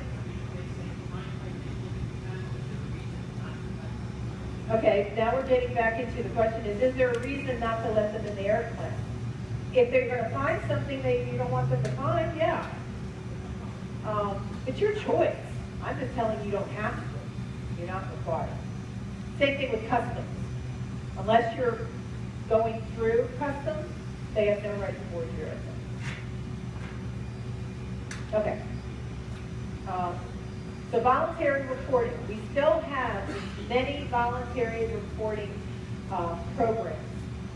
The one that applies to most of us is and I have a bunch of forms, so anybody that wants to come up, and maybe some of you should, come up and take some of these forms. I have for the maintenance group, it's yellow or gold, and the white is for general aviation.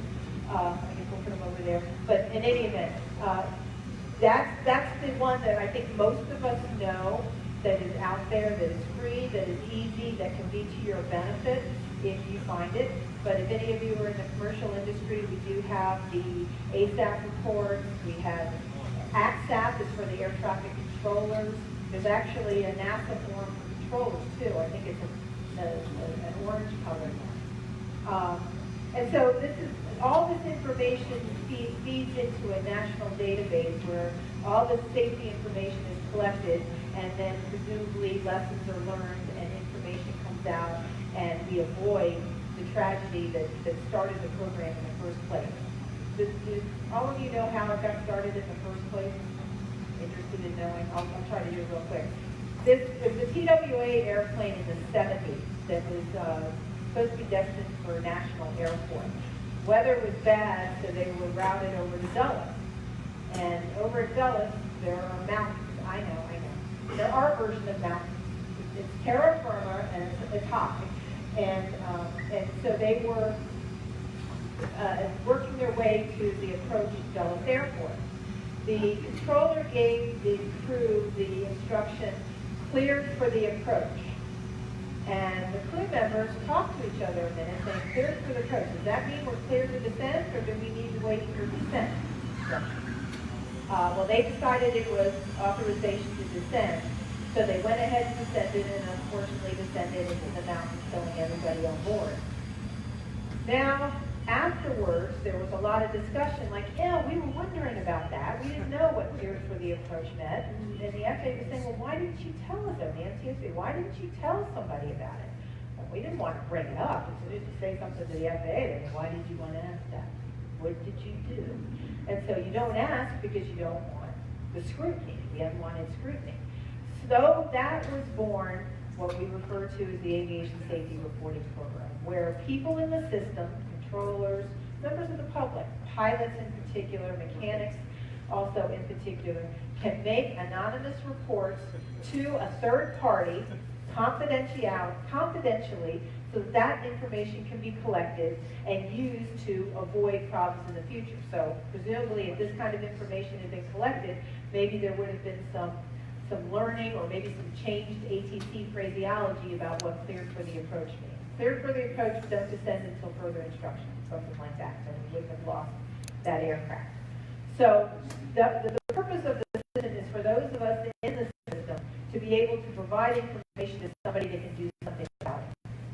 In order to encourage you to make those reports, the FAA says that if you make a report about an event that we take enforcement action about, your demonstration that you made that report, we will waive any sanction against you, so that you won't actually have to serve the 30 days I was talking about. You would still be found in violation of the regulations, but you wouldn't have to serve the suspension. So there's very good reasons to make these reports for the one public reason, aviation safety reason, but also two that may benefit you in the event of an enforcement action. We'll get into a couple of exceptions, but this is largely somewhat obvious right.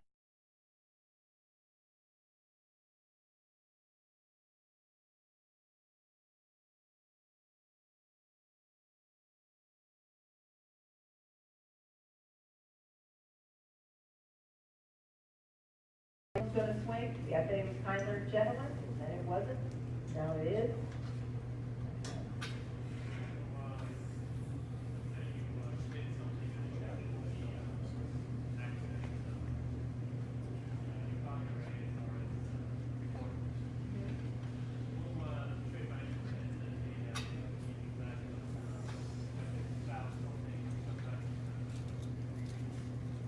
What did it do? You're going to have to repeat that.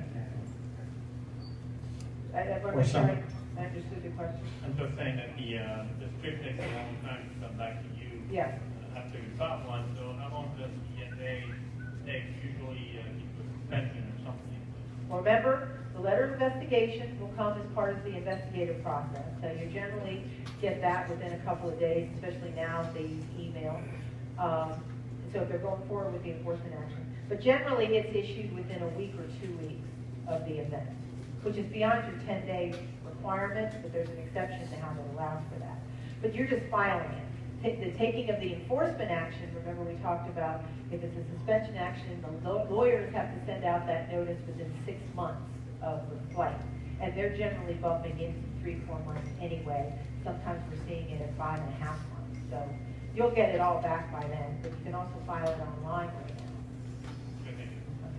So the form, as you just alluded to, the form itself has to be filed within 10 days of the conduct that the FAA is taking the enforcement action. And there was a lot of outcry about that 10 days, sometimes we don't even know we did anything wrong. Like, for instance, that airspace button, and the controller says, don't worry about it. So you go on your merry way. Next thing you know, let's say 2 weeks later, you get a letter of investigation about that airspace button. Well, I didn't think there was a problem. The program now allows that the report be filed within 10 days of the event or within 10 days of knowing there is an issue with the event. So you get some more leeway on that 10-day crunch time. Third party is used, NASA, so they'll preserve the information. They'll make it anonymous and confidential. They'll send you back your strip, which has got your personal identification information on it. But after that, everything that's identifying to you is destroyed. Only the data is preserved.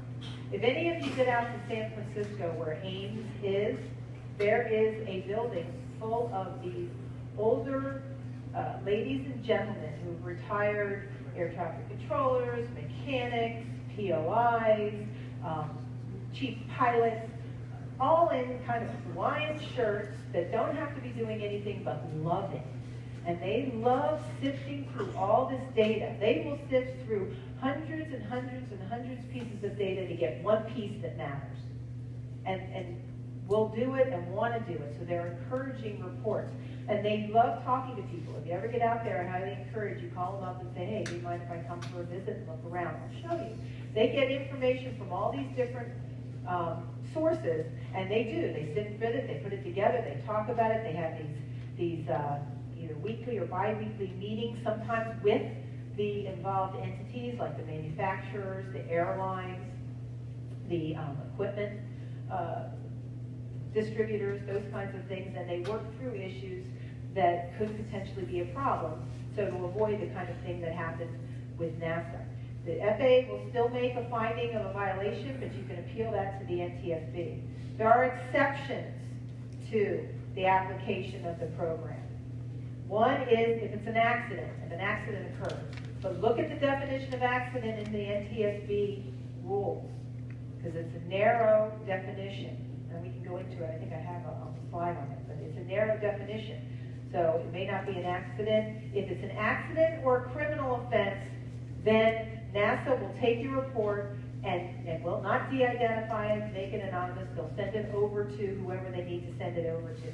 In the case of the accident, it would be the NTSB. But honestly, what Ames says informally to me is that if they get a report from somebody that evidence that it looks like it was an accident, they'll send the report back to you. They won't send it over to NTSB. They reason that you only have that 10 days to send it in. You're probably dealing with a whole lot of things after an accident. You don't know whether this is an accident or not. We're going to send it back to you so you can figure out whether it was an accident, whether you should have filed it or not. So there's usually no repercussions in that case. But if there's a criminal offense you reported, they're going to send it over to the proper authorities. And when I was out there, I asked them, really, a criminal offense? Who reveals a criminal offense in a NASA report? And they just shook their heads and said, you'd be so surprised. You got the drug runners that are coming across the border and complaining about the CBP helicopters creating a collision hazard. Anyway, if you're going to reveal a criminal offense, don't. And to be able to get the waiver of sanction, your conduct has to be inadvertent and not deliberate. The FAA is getting a little squirrely with that, trying to narrow it, saying, no, that you intentionally took off. When was the last time I unintentionally took off? Nobody answered that, especially the J3 drivers. Don't answer that. If there's a lack of competency or qualification, again, revocation. If revocation is based on lack of qualifications, you can't file a NASA report to get around the fact that you're not qualified to hold a certificate. So that's not going to help you. You won't get it if you have been found in violation of the regulations within the previous 5 years of when you intend to use it. That doesn't mean you can only file a report once every 5 years. No, you can file it every time you fly, and those of you that need to do that, I've got forms up here. But you can only use it as long as you haven't been found in violation of the regulations in the previous 5 years. Now, I don't have, I thought I had in here what I was going to get to you. I guess it is here. You can file it online now. So you can use these forms. They're pre-framed, so all you do is drop them in the mailbox so they'll get delivered. You can print one off the internet, you have to put it in an envelope and put your own stamp on it, or you can file it online, and it still remains anonymous and confidential. Warning, if you file it online, make sure you print out the confirmation screen. If you don't print out the confirmation screen and you get out of the website, then there's no evidence that you filed the report. They can't go back and find it because remember, it's anonymous and confidential. So what you'd have to do if you make that mistake is go and file the report again. So just file the report again and then put on it sorry, had to file this again because, no, we're done. File this again because I inadvertently got out of the program. Simply do that. And I will warn you, if you are bumping up on that 10-day deadline, let's say it's 11th day, file it by paper, okay? Because if you file it online, it's going to show you're definitely on the 11th day. If you file it by paper and they don't get it for a couple days, there's some mailing dates in there that they'll attribute that you filed it on time. And even if it's 15, 20, 25 days later, still file it. There's no reason, or 3 months later, there's no reason not to file it. You know, they're free, they're easy, they take only a little bit of time. It can't hurt you, it's anonymous and confidential unless it's an accident or criminal offense. It can't hurt you, it can help the system, and it gives me something to argue that if the FAA does take the enforcement action, even though we're late, maybe in settlement I could say, hey, still take it. Yeah, it was late, but come on, this is a good guy, this, and whatever arguments I'm going to make. And I've been very successful in having them accept untimely reports with some of the FAA lawyers. Some of them are not as easy to deal with as others. Actually, I happened from trying to have a second cousin that online. You do get a script back after 3 weeks.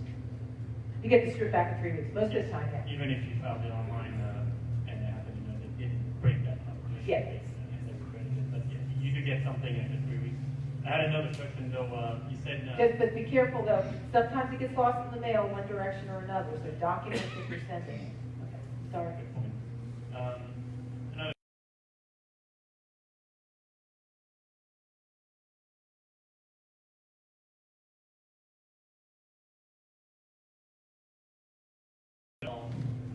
Within the past 5 years. Right. Even if we have not made the report for that one.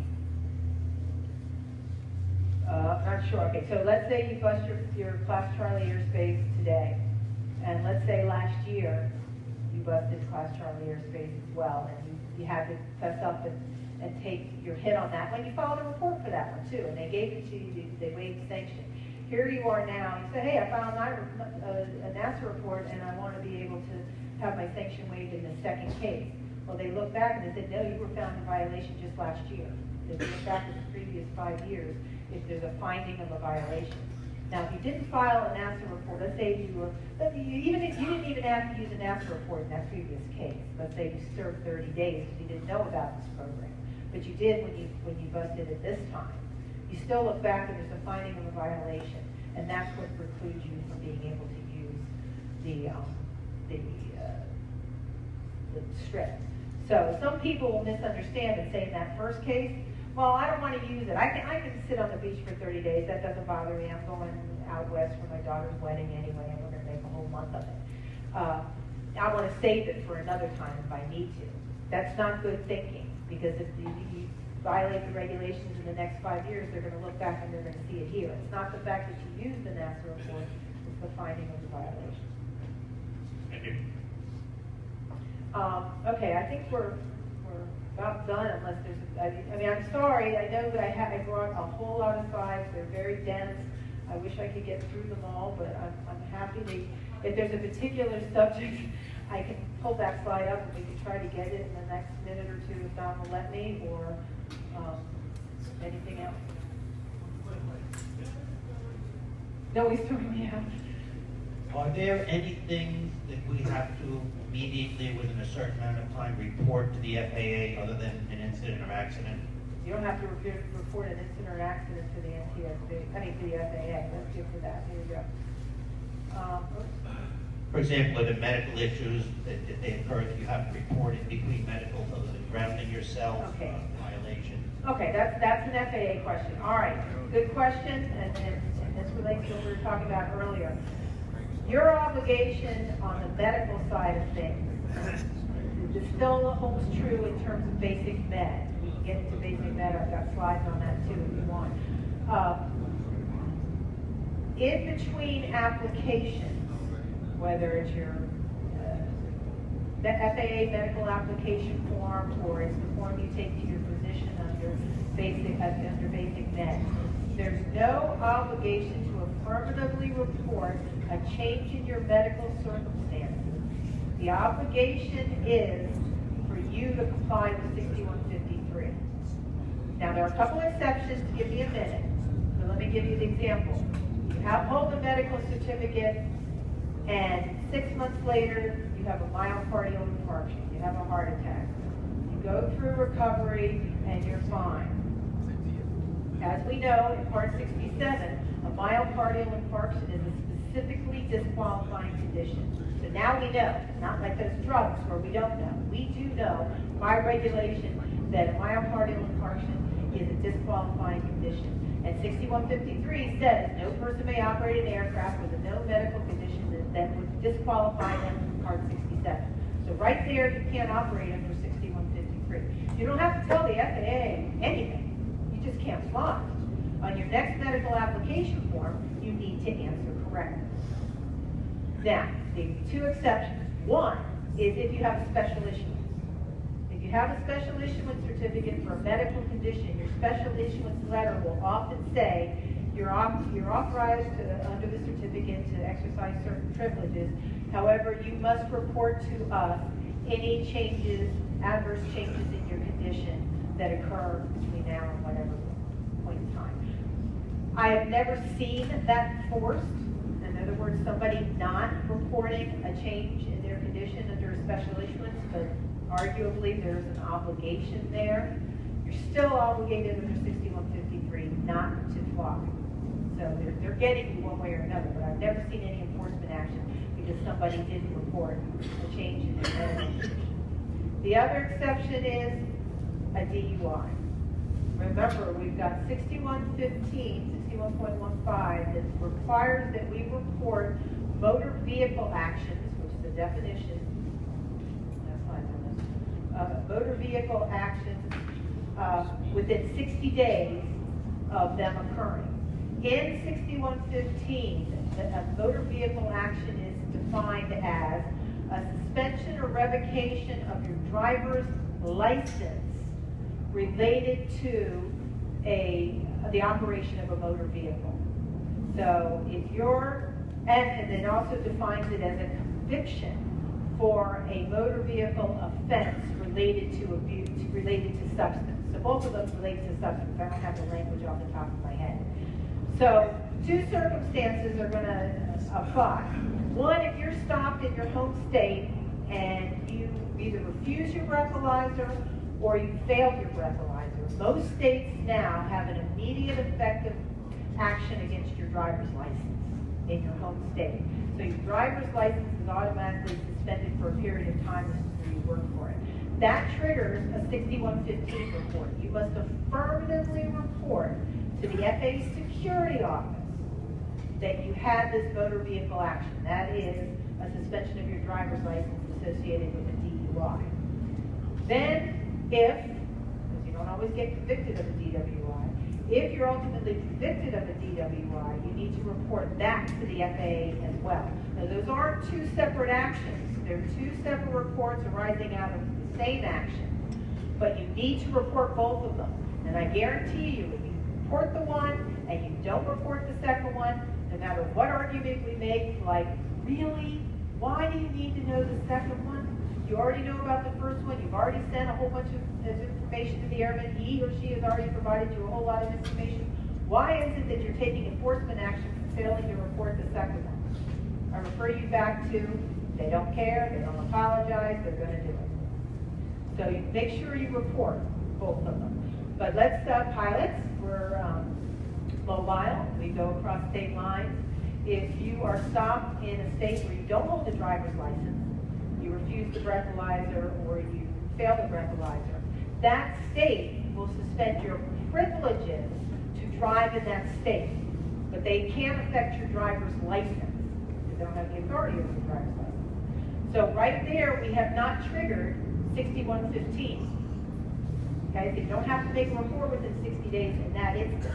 If you're ultimately convicted in that other state of a DUI, then you have to report a motor vehicle action within 60 days of it occurring. But if you're not, then you never have had to report under 6115. But let's move over to our medical application form. And this is the one that always results in the intentional falsification accusation. And it's tough And again, this is my argument. If you want to know something, ask it in a fair way so the airman has a fighting chance to be able to respond. If you look at the medical application form, all the questions are like 2 or 3 words, 1 word. Then you get to 18 Victor, and it's 32 words. And I diagrammed it for a case that I won in the Court of Appeals.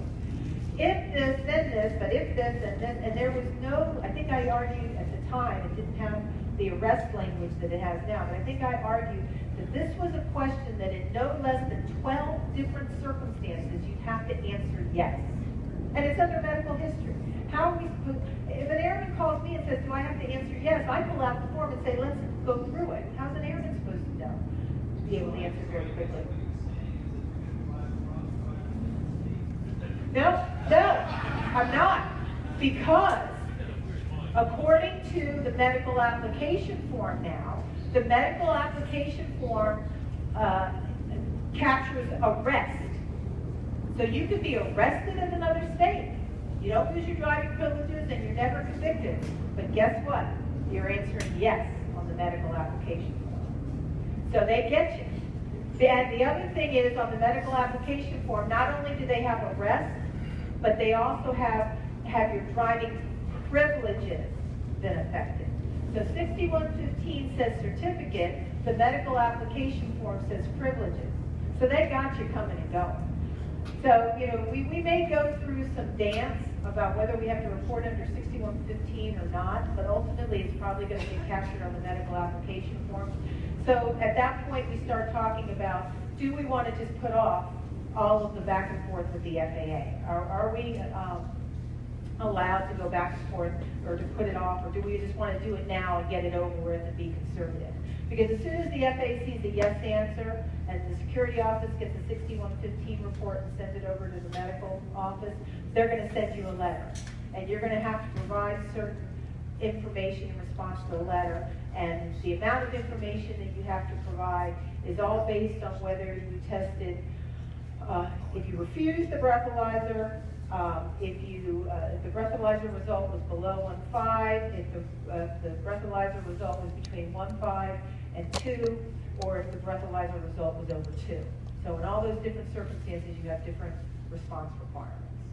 So the other aspect of this, just real quick, is that with your driver's license issue, if you are suspended, your driver's license is suspended, and you are reporting to the FAA, everything's fine, you're giving the FAA the medical information, what have you. Remember the requirement now that you must carry a photo ID when you're operating the privileges of your pilot certificate. So if you were relying on your driver's license and you no longer have your driver's license, make sure you get something else. You can get your passport, you can get one of these things in the States now where they have identification cards. You can get that, but make sure you don't let that one slip through the cracks. Does 18B refer to arrests only for alcohol and drug issues, or any arrest at all?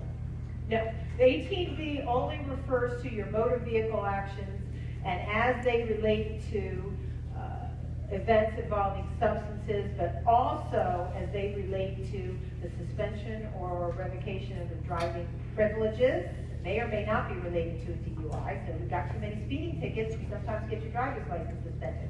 Yes answer. There's some states that if you don't pay child support, your driver's license is suspended. Yes answer.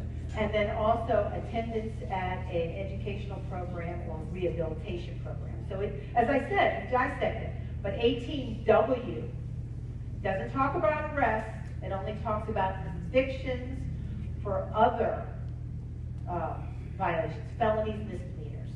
So you get your traffic convictions in V, and you get your felonies and misdemeanors in W. W does not have arrest in it. So if you're arrested for bank robbery, you don't have to report it until you're convicted? Correct.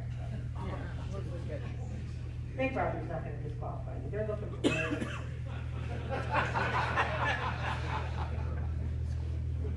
TSA, actually. But remember, we got TSA constantly checking pilot certificates. So now I forgot about that. So TSA may be looking at this bank robbery issue, especially if you're working out at the airport. Okay, I don't remember where I was. I was trying to get. Oh, accident. Notification, so we talked about what you have to tell the FAA in between as related to medical forms. If you're involved in an accident or an incident as defined by the NTSB, these are the NTSB's rules and the NTSB's definition of what an accident or incident is. Any reporting responsibility is to the NTSB, not to the FAA. If you can avoid having the FAA contacted, do it, because you don't want the FAA looking at this if they don't have to, because they're going to have their own agenda apart from what the NTSB's agenda is. But naturally, in most cases, there's an aircraft, public, anybody, first thing they think about is the FAA, so they call the FAA anyway. And the FAA does have an accident investigatory responsibility or authority, and they can investigate accidents, but they don't have any authority over you like the NTSB does in investigating accidents. That's an NTSB statutory responsibility. Now, the NTSB is a very small organization. They got about total 200 employees, so obviously they can't go out on every accident. They will go out on accidents where there's death and or is high profile. So if they don't, if you land in a field and the airplane is destroyed or substantially destroyed, then many times what the NTSB will do is call the FAA inspector and say, FAA inspector, will you go out and take pictures of the wreckage for us? Will you go out and get the copies of the logbooks? And for our purposes, in responding to an NTSB request, we want to make sure what hat that FAA inspector is wearing. Is he wearing an FAA hat or is he wearing an NTSB hat? Because within the FAA, if they want to investigate that off-airport landing for possible violations of the regulations, they have to assign another inspector to that accident investigation that is not associated with the NTSB, so that the FAA can go down its route and that this inspector can help the NTSB. And your responsibilities in responding to either one of them can vary quite a bit. You have no responsibility to talk to that FAA inspector. You basically don't have any responsibility to talk to that NTSB inspector either, whether it's the FAA or the NTSB, but they can go get a subpoena and they can get that pretty quickly to talk to you. So you're going to talk to them, you're going to provide them information, you're going to give them pictures, and they can't share that outside their investigation. Even with the FAA person that is party to the investigation cannot come back to the office and say, hey Fred, here's something for your enforcement investigative report. They can't do that. So they will have two separate hats. There's supposed to be a Chinese wall between the two FAA inspectors with the two different hats. And they have two different roles and responsibilities, and as a result, you have two different responsibilities in responding to them. So it's very important to remember that. I think that's what we were talking about next. So this is kind of what I said, but not with my bullets. They're going to review things. One thing to be careful of when the FAA or the NTSB investigates an accident, they issue what's called a preliminary report. The preliminary report is generally issued within a few days or even a few weeks of an accident occurring, and it's notoriously inaccurate. And it drives us all crazy because they pretty much just take whatever's coming at them at face value, put it in the report, and put it out there, and then they go and they conduct their investigation. Meanwhile, it takes 2 years sometimes to issue a final report, and for that 2 years, there's an inaccurate report out there that's driving us all crazy, especially the people involved in the accidents, when they say, no, that's not what happened, that's not what I did, or that's not what I didn't hold that rating, or I do hold that rating, or what have you. So that sometimes can get quite irritating.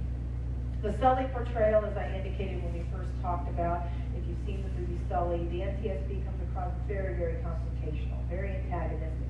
It's not been my experience at all with the NTSB investigators. They are tough, they are serious, and they will do their investigation, but they're generally very cordial, very respectful. If you have to file an NTSB accident report with the NTSB, you're supposed to do so within 10 days of the accident. Many times people are not in a position, emotionally maybe, more importantly physically, to file a form within 10 days. And so sometimes you file it 20 days, sometimes 6 months later with the NTSB. I've never seen the NTSB enforce that particular regulation or take any sort of enforcement action. They want your report, so they want to get it from you, but they're not worried about the timing of it. So the NTSB is very easy to work with, but they are working under strange circumstances, so they are subject to making mistakes that we are in a position sometimes to help them get the full pieces of information so they can make sure that their reports are accurate and that the outcome of their reports then are appropriate. One last question. I've been flying quite a few years and taken a bunch of medicals. And I took a medical last year in March. And I got this email that they wanted information on the whole procedure of me going to the medical. And of course I ignored the first one. Then they sent me another email, and I ignored that one because I just didn't want to volunteer. They said it was going to be anonymous, I was going to get a number, didn't really know where it came from. And then I got a hard copy, a 4-page hard copy. And some of the questions were, did you take some medicine that you didn't report?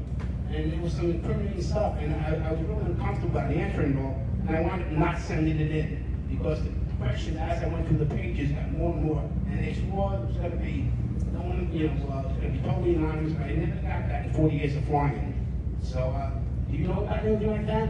You mean it was just out of the blue? It wasn't prefaced with, we received information that indicates you maybe... No, they just said that your recent experience, we want to know about your recent experience with taking the medical. I mean, they knew my email, they knew my name, so it was really strange.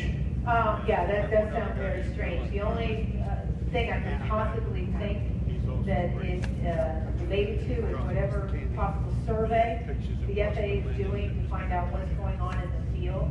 They do this, they send it to aircraft owners every year, every 2 years. If any of you received that, where they say, we're conducting this survey, we have identified you as an aircraft owner, will you please answer the questions? Have you seen that? And there's nothing that comes out of it in terms of any action against you. It's in the nature of them understanding what is going on in the system. This may be, I haven't heard of it, but it sounds like it may be one of those exercises that they want to find out what it is that's going on in the system. There's an issue running around right now that relates to whether the FAA is going to, I don't know if I'm allowed to say this, but get information from airmen that are coming in from for their medical certificates anonymously in order to judge whether there are things going on in that person's medical history. Not to take action against that person, but to understand maybe the breadth of what a problem is, that there is more use of this medication or more inadvertent ingestion of marijuana now, and cocoa tea. I've had plenty of cases where I've got pilots going international and drinking the tea and not realizing that they come back and now they have a drug test that tests positive for cocaine. They're not taking cocaine, they didn't understand what the tea had in it, so the argument is. Same thing with workout supplements. Same thing with some of the kind bars. Be very, very careful now. I think I have that. No, I didn't put it in here. The drug and alcohol testing cases now.